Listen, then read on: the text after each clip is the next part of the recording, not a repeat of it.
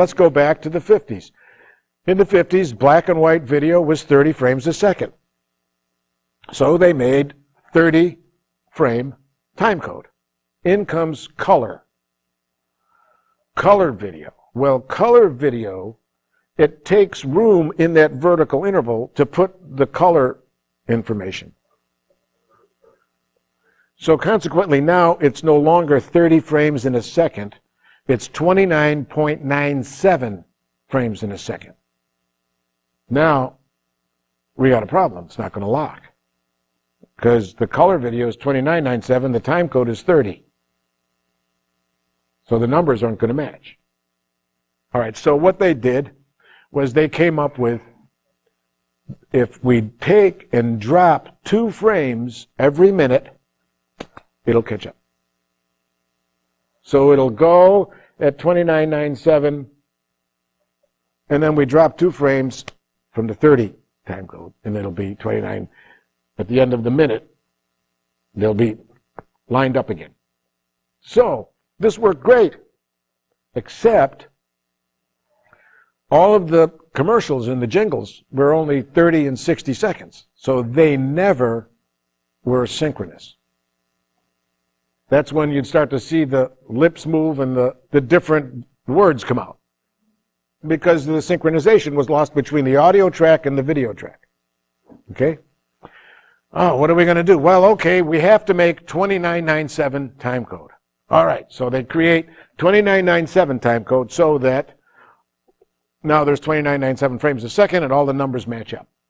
This was great. Now we can do color video and everything's working fine, except the broadcast stations. We got broadcast stations that have SMPTE time code that are saying, great, we can just run a SMPTE time code generator and call it real time, which means at midnight it starts at 000000, and 1 o'clock will be 1 hour code, 2 o'clock will be 2 hour code, 3 o'clock will be 3 hour code. All works beautiful, except 29.97 does not match the wall time.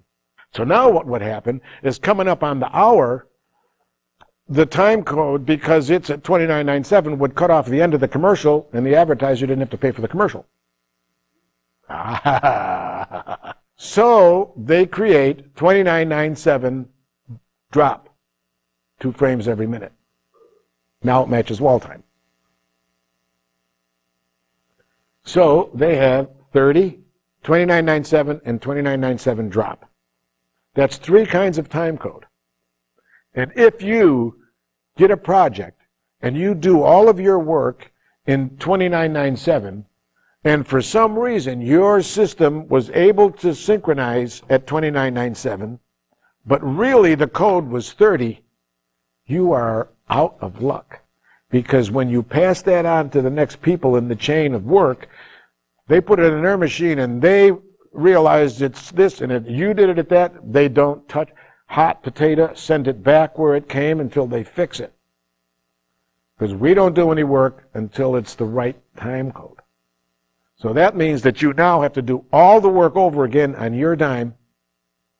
And instead of making 3,000 or 4,000 on the deal, you could go through that plus 2,000 or 3,000 of your own. You got to deliver that product or you don't work anymore. So if you got to deliver the product on your dime, you deliver that product. And it's such a weird thing in the industry that they're afraid to write the time code number on the video box or whatever. I've gotten videotapes from copy houses that had no indication as to what the code really was, because they don't want the responsibility. They're just a transfer house. Now that means that you need devices in your room at home that can actually read what kind of code this is, and is it 29.97, and will it lock? But now you see the computer locks to SMPTE. You don't need the black box in the middle anymore.